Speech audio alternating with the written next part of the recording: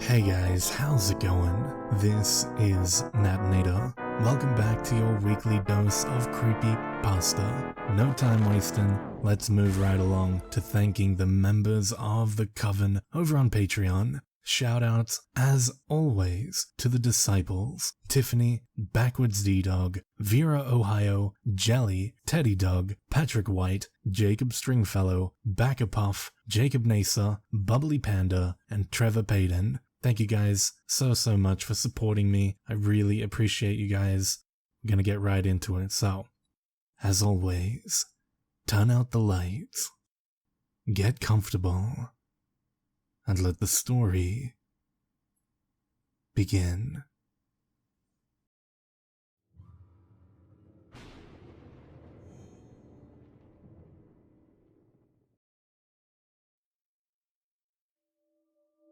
For as long as I could remember, my Uncle Chet was always a strange fellow.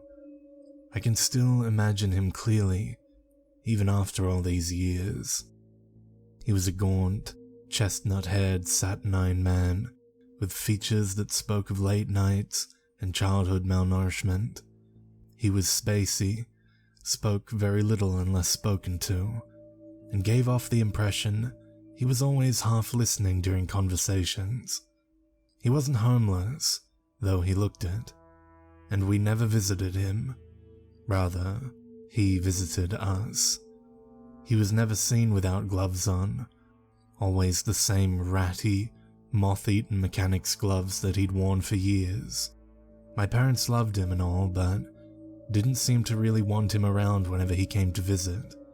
I, of course, was brought up to love him at arm's length as well, albeit with healthy skepticism. I couldn't think of a single time my parents showed him any physical sign of affection, other than beleaguered smiles and pats on the shoulder from as far back as they could reach. I was told to keep my distance.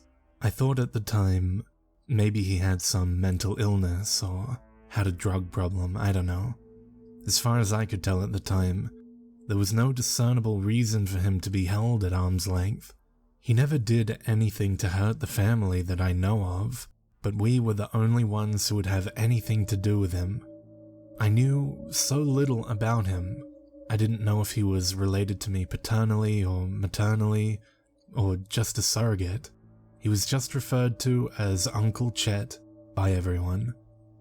Our other family members spoke of him briefly. Any questions related to him I asked were always put down.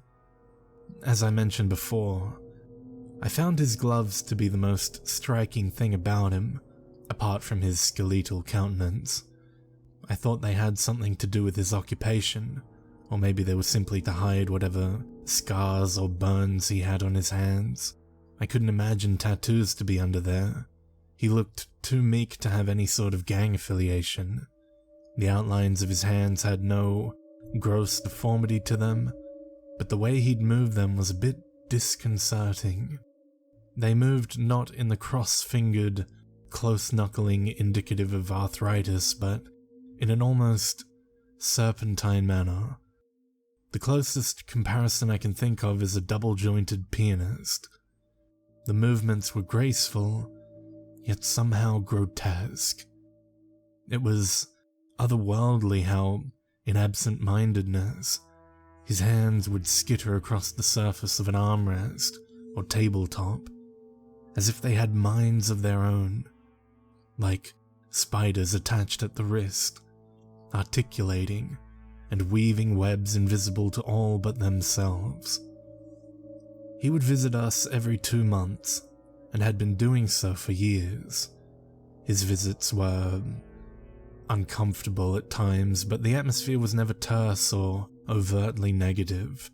Uneasy, sure, but more awkward than anything, as if everyone were walking on eggshells. My uncle, looking chronically haggard, would say nothing about it, either out of obliviousness or indifference, and though it was more at our expense than his, a small warmth was visible against his pallid complexion, as it donned a look of feeble contentedness. The air hung low as if it were going to rain on that cold November day, but it never did. It would be the last I would see of him. My mother waited expectantly on the porch, like so many visits before, except she had a peculiar look on her face instead of the general air of forced pleasantries she usually had when Chet came about. These were the first of many signs that something was wrong, more so than usual. As his silhouette stained the sunset on the horizon as he walked from the bus stop, I could barely make out the details, save that of the military green duffel bag that he always carried, slung over his shoulder, that swung parallel to his long, spindly figure. Mother told me to go to my room, and wordlessly, I went inside and up the stairs before creeping low under the banister and waiting with bated breath. I jumped at the crack of the screen door as my mum wordlessly ushered my uncle toward the kitchen. I assumed my dad sat waiting there as it slammed shut behind them. They began to discuss something in a hushed tone, but very clearly did I hear my uncle cryptically say something getting worse and wanting to keep things brief. I suddenly became aware of a persistent coughing sound that had been lingering in the background since they first began to speak. It took me a moment to realize the sound I was hearing was my mother's choked sobs. In whispers, they said they'd do everything they can to help, and asked if he wanted to stay in the guest room for the night, since he lived 2 towns away.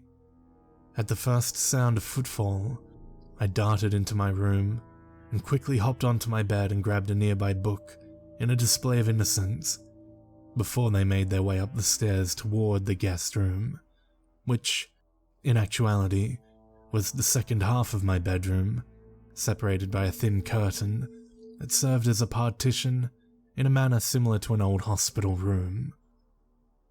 As their funeral-like procession passed my threshold, Uncle Chet gave a weak smile and a curt wave as they came in. As they drew the partition, a misshapen lamp jutted against the bag fabric for a second, as the bag itself, alongside my parents and uncle, disappeared behind the curtain.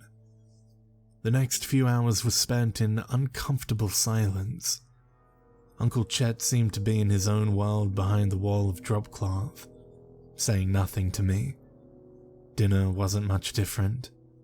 Everyone ate quietly. Uncle Chet was wearing his gloves at the table like usual, pecking at his food. As I laid in bed that night, sleep eluded me as it always did whenever Chet was around. I rolled over and stared at the sheet separating the rooms. I was dreadfully aware of how suffocating the silence was. The air was still. It didn't seem to move whatsoever.